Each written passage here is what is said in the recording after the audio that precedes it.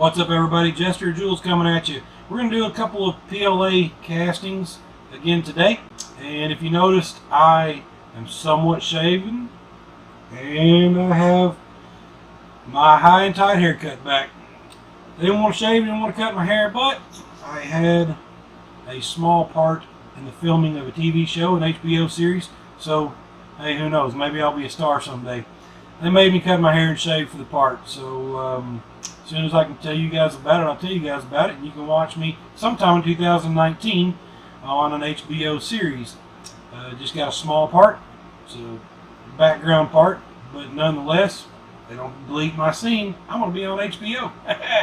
So anyway, I'm going to do this in a bit of a double time fashion. But we're going to go through all the steps that it takes to PLA cast or lost PLA cast in sterling silver and gold. So here we go.